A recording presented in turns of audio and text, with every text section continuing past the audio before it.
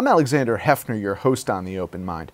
When Human Rights Watch director Ken Roth joined me here in 2017, I asked him bluntly about the long-term prospects for democracy. With the rise of what appears to be a new wave of totalitarianism, we might say fascism, how are we to grapple with this particular moment in our history? That's the question we probed. And he cautioned that was premature. I wouldn't go that far. Let's not call it totalitarianism yet or fascism. I mean, those are the ultimate fears, but today's guest is Shane Burley, and he's crucially and masterfully documented those fears and their reality in his AK press volume, Fascism Today, What It Is and How to End It. And presumably he would disagree with Roth's assessment. No better volume exists to understand the nexus of alt-right bigotry and anti-fascist resistance in the United States than Fascism Today, bringing to bear years of in-depth research and investigation into the resurgence of the far right. That was praise from historian of fascism, Mark Bray. So today, Shane and I will examine the weaponization of the alt-right, hate and full-blown Nazism, the ascension of an indisputably powerful populism that is careening toward massive upheaval, and perhaps a new anti-social order of hate-fueled protests, elections, and governance. Shane, thank you for being here. Thanks for having me on, Alexander. Is that how you see it, potentially a new anti-social global order? I think that if we look at the rise of what we call kind of right populism in Europe and then, stateside with Trump, I think there's a rise of something. I think I might actually jump on board with the above quote saying, like, yeah, there was a time when it was a little hyperbolic to say that. We didn't know what was going to happen. I mean, there's always been insurgent far-right movements. We call them insurrectionary white supremacist movements. They kind of skyrocket, but they're always in the minority. They're generally unpopular. What we have now is a little different than that. It's the next step. I call it kind of step two. And we really haven't seen something like that since maybe the Third Era Klan in the 60s or even the Second Era Klan in the 20s when millions of people were getting involved. This is much larger than something we've had before, and so it has the potential to have that as we head into 2018, 2019. And you point out, Shane, that the ultimate conquest of fascism is not necessarily totalitarianism. No, definitely not. I mean, what fascism wants to do is it wants to reinforce the hierarchies that are kind of implicit in society. The unequal things we get in capitalism that we've had historically with white supremacy, with patriarchy and sexism, they want to make those explicit, right? We want to bring back hierarchies, make inequality something that's sanctified rather than something that we kind of push against. At the same time, they want to bring back this essential idea of identity, that white people are something that traces back to, centuries into Europe, that is something spiritual and biological. And so when it's kind of reifying those values, the counter to that in a lot of ways is to reify cosmopolitan left values, to really confront them and say, like, no, we're not going to accept that version of inequality. We're not going to accept inequality to be sanctified in our culture. We're not going to accept this kind of monoracial state that they want to put in. In your research, what are the differing ideas about what fascism is and what it isn't? Yeah, there's a lot of competing narratives historically, and a lot of that comes from problems on the left of using the term inappropriately or maybe jumping the gun on it. What fascism does not mean is just a totalitarian state. There are lots of totalitarian states. There's totalitarian Stalinist governments. There's totalitarian, open capitalist governments. There's ones that are, monoracial and multiracial. That's not its defining feature. Its defining feature is what it says about the culture. It's what it kind of values that underlie those decisions. They can make a lot of different political decisions, but when it comes back to that inequality and that identity, that's really the ends up being the core of it. To test your hypothesis, how can you have a government that is totalitarian and not fascist? What does that look like?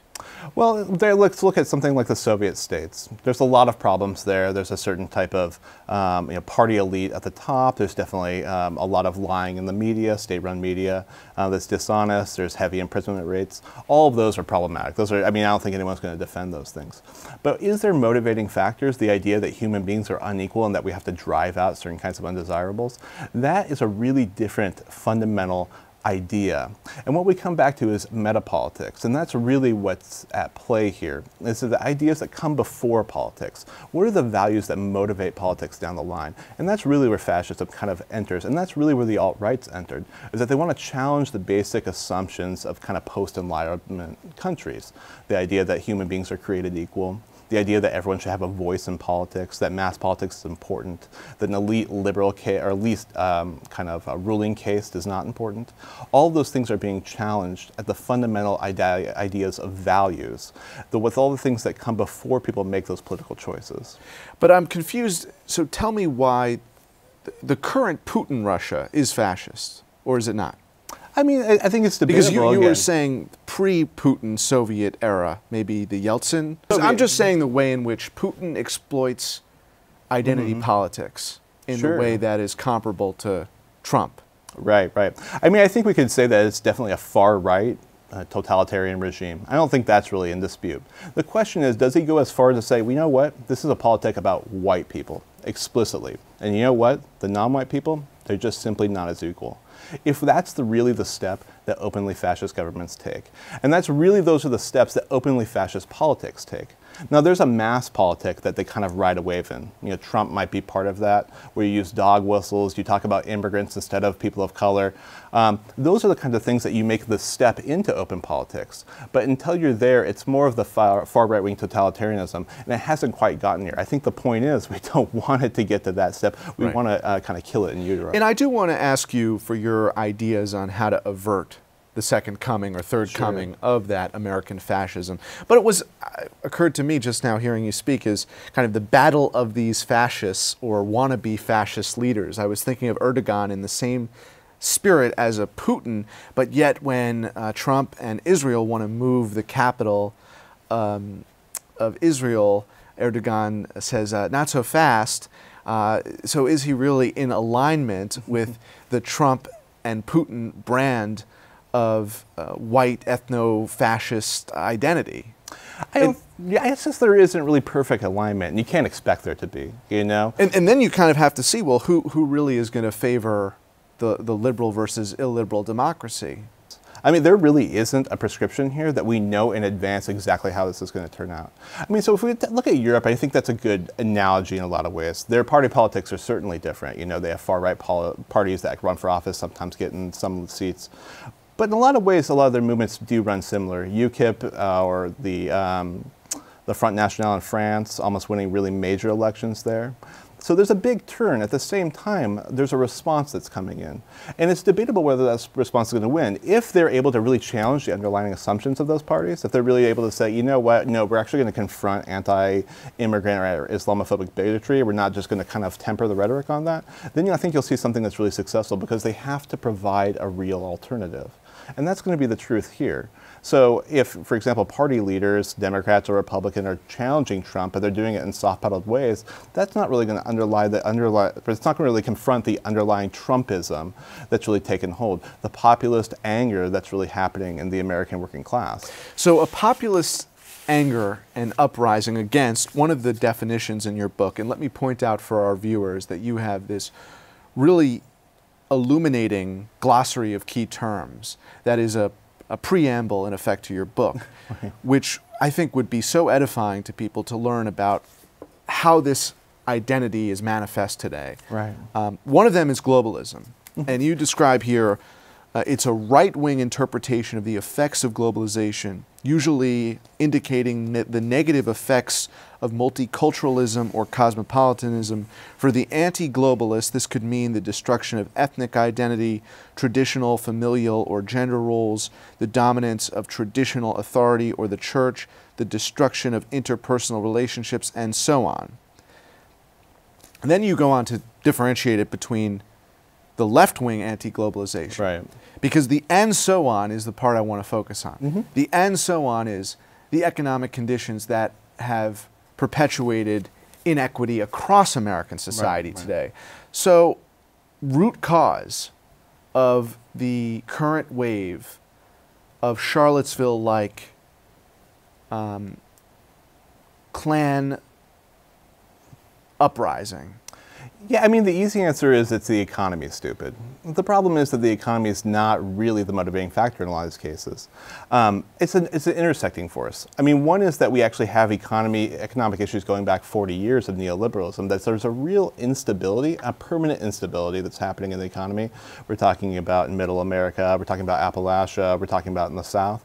And so there's a real angst, and it's coming at the same time that companies are going global, right? We're talking about multinationals going across borders, trading across borders and suppressing wages both in this country and other countries. At the same time, they're crushing labor unions, they're crushing benefits and wages, contingency workforces are taking over. So we're talking about a very tumultuous area. But at the same time, people's actual embedded racism is being challenged. The country is changing. That's just a fact.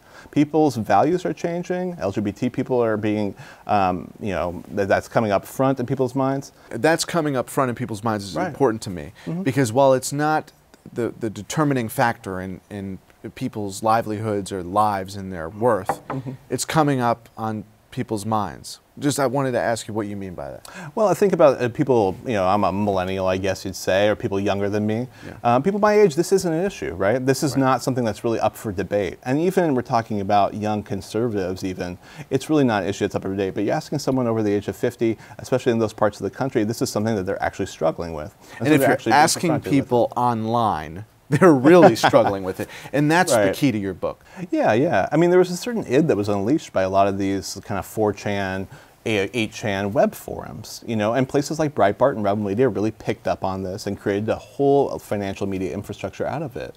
And so what they were able to do is to tap into a very real anger, give it a certain anonymity, and just let it loose.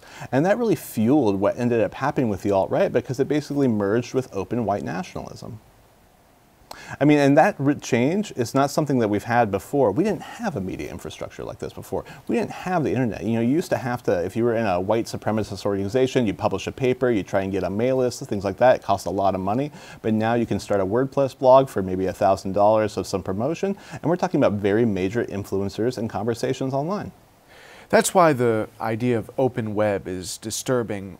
When Zuckerberg envisioned opening society, connecting us to what? Connecting us to what? And the reality of the internet experience today is it's opening us or people up to some incredibly malevolent forces that are antisocial, anti-Semitic.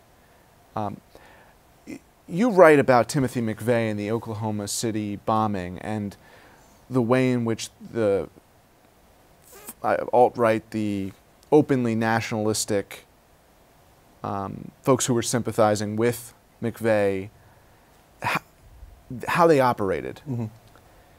Doesn't today's media give the extremists more opportunity to organize than in the mid-90s? I mean, oh, without question, infinitely more. I mean, it's not even the same situation. It's a different world. Yeah, yeah, absolutely.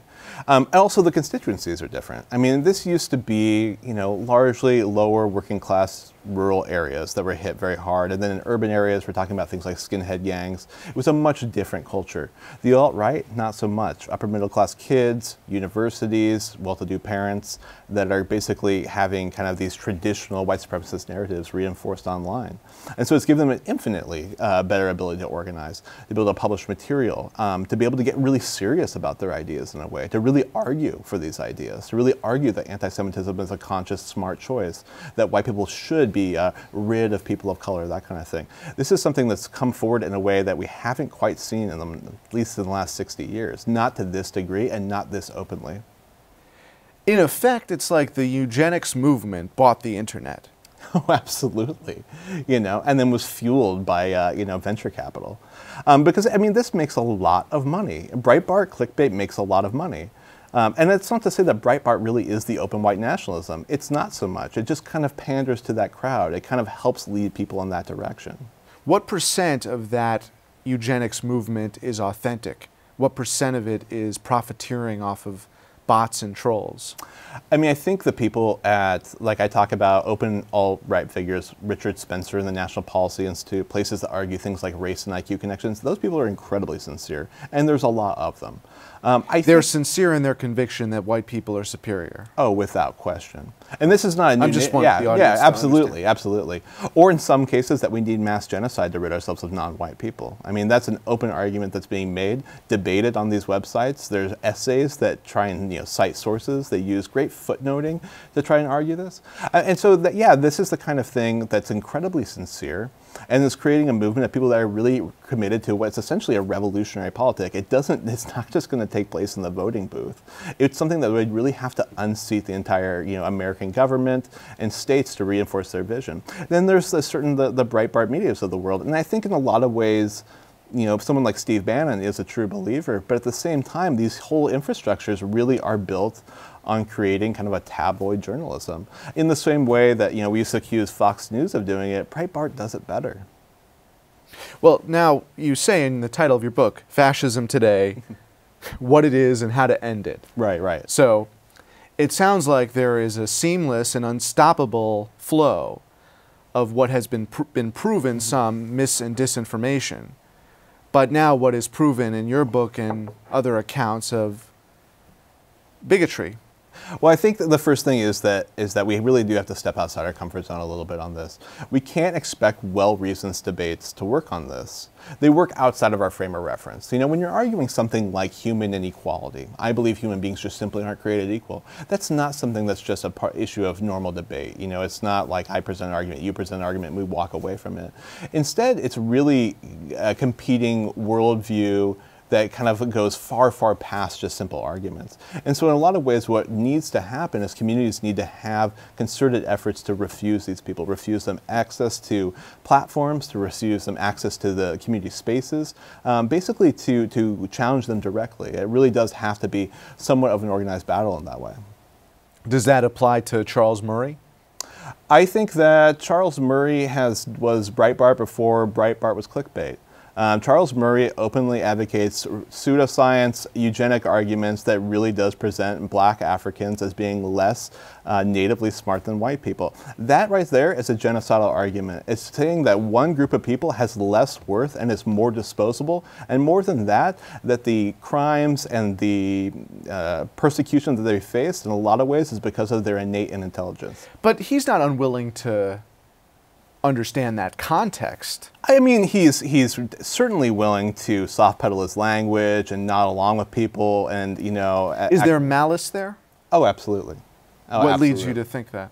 Well, I mean, for one, look at the bell curve itself. And if you look at the research, when you go through, he's citing things like Pioneer Fund studies. And the Pioneer Fund maybe sounds like a nice academic think tank, But what they've done is they funded the neo-Nazi movement for decades, and specifically to try and prove that specifically black people are genetically inferior to white people and Asians, and that they should be treated different, and they should be suspect, especially black men, because they're criminals, they have no sexual control, they're after white women, all of that. And so what Charles Murray does is essentially legitimize those arguments, put an academic veneer off it, make a killing off of it, and then sell it back to the universities.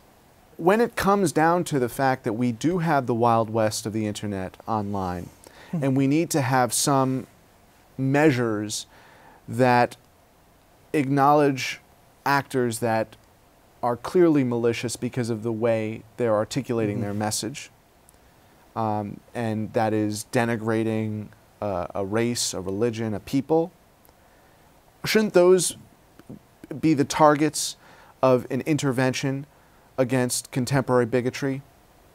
I mean, I think those are the targets of intervention. I think Charles Murray is. One of the things that defines the alt-right is its use of pseudo-academia. This isn't just Charles Murray, it's American Renaissance. It's a long list of academics and researchers that try and back up those claims. So yes, Charles Murray is maybe the most public example, the recent Campus Anti-Fascist Network protest of him. But he comes in a long line of people that make those arguments that people like Andrew Anglin and the Daily Stormer basically weaponize. And so I don't think it's good enough to just go over the sharp, tip of the spear on this. You really have to go at the underlying arguments, because what they're doing is attempting to transform the culture to get people to think differently and to think that this kind of targeting of people of color is all right. Well, the most damaging thing, to my mind, has been Google's indexing of publications that are blatantly anti-Semitic or blatantly racist or blatantly bigoted. Yeah, that is target number one. Well, I mean, it's what they've really worked hard is to mimic academia, mimic journalism, to do these things in kind of a parody form, but to do them really well. I mean, the Daily Stormer, for example, an open neo-Nazi website that used to have a banner that said the #1 pro-genocide website on the internet, would get hundreds of thousands of page hits. These were not small publications. The Daily Shoah, for example, named after the Holocaust, haha, isn't that funny? 100,000 listeners every couple of weeks. These are really, really huge things. And yeah, since Charlottesville, we were seeing mass platform denial. Their web hosting's gone, their podcast hosting's gone, they're even kicked off Tinder. They're being kind of booted off of these spheres. But what they have done is they've used Web 2.0 platforms to essentially be on the same, infrastructure that regular journalists, politicians, and so on. What is the most effective way to use your words, to boot them off the sphere? To stand up to them. I mean, if they're, for example, I'm out in Portland, for example, they have these quote-unquote free speech rallies, right? Obviously, if you were to ever read into these alt-right publications, free speech is as far from what they want as they could get, but it's a really great talking point for them. And what happens in those situations is the community comes out in force and just disallows it to go on. We're talking about a few radicals and black mass. We're talking about 4,000 people in the city descending on their rally and basically making it untenable. Basically, in Boston, shortly after Charlottesville, there was going to be a rally of about 150 Proud Boys and other alt-right people. 40,000 people came out. This is your grandma, this is your neighbor. Everyone's coming out in refusal. That mass action, that mass confrontation, that's really what has shut this down, and it's done it historically and for decades. Well, there's no historical precedent right now for the masses to shut down the indexing, though. That is the central dilemma right now. Right. I mean, I disagree with you about the most effective response to an alt-right speaker, depending upon whether or not, if they're engaged in overt political violence, they shouldn't be there. But I think we should be clear is you that can't stand up to a search algorithm. One person and millions of people have not proven effective yet in responding to the alt-right flurry of activity in the indexing of Google search results. So I mean, Google is one thing, but let's talk about the mass platform denial. We're talking about Cloudflare, we're talking about iTunes, Stitcher, we're talking about almost every web publishing and that's a positive development. I mean, but it's so massive that they actually aren't on the same playing field anymore. I mean, it's been so demonstrable at this point that they're not able to reach out their message, that they're starting to have a shrink and a little bit of retreat, at least in that public messaging. That's part of what's moving them out into the streets more. As far as I know, there's not a foolproof way that Google has disallowed them, has uninvited them, that sporadically these sites still come up on.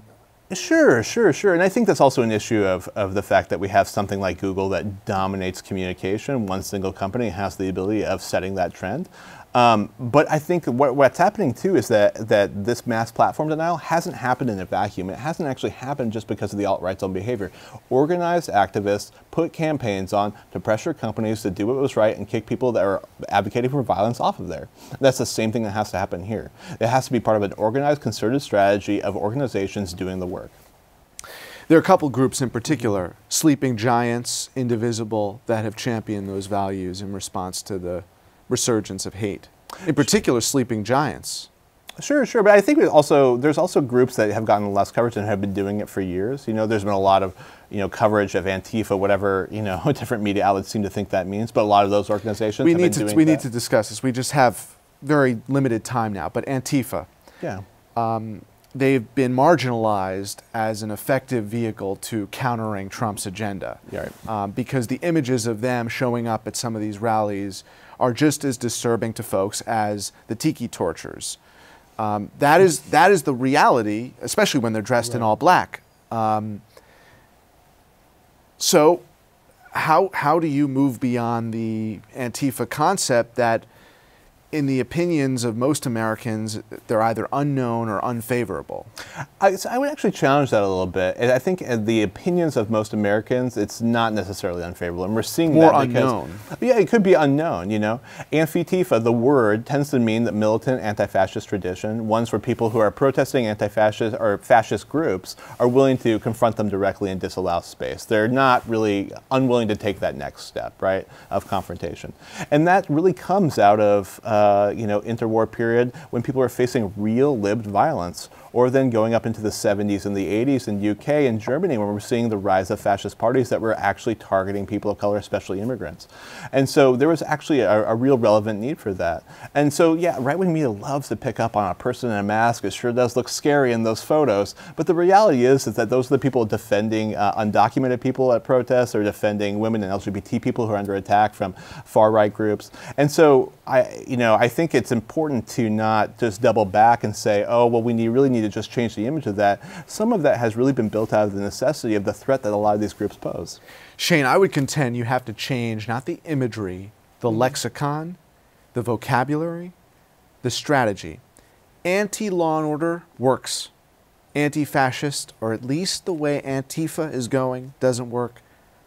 I'll give you the last word to quote maybe your favorite Fox News personality. I think 40,000 people in Boston would disagree with you. I think the tens of thousands of people coming out and protest that completely overwhelm the alt-right and completely overwhelm any of the far right-wing kind of sympathizers would completely disagree. Did Mayor Walsh give the same opportunity that the Virginia authorities did in terms of permits? Were they... Because it's not just about the protesters, it's about the mayors and the elected officials saying that this is not proper use of public funds or public security apparatus, and just simply not grant a permit to a politically violent group. I mean, I think the issue is something like permits avoids what the really core issue is. Permits or no permits, these groups come out and they will be opposed when they come out, right?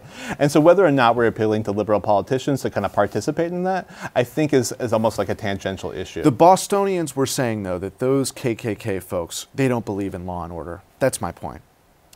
I mean, I think in the broader sense, I think what they're saying is they don't believe in values of equality and democracy. If you think that law and order is intended or designed to enshrine those values, we'll have to continue that the next time. Shane, thanks for coming here from Portland. All right, thanks for having me on. And thanks to you in the audience. I hope you join us again next time for a thoughtful excursion into the world of ideas. Until then, keep an open mind. Please visit the Open Mind website at 13.org/openmind to view this program online or to access over 1,500 other interviews. And do check us out on Twitter and Facebook at OpenMindTV for updates on future programming.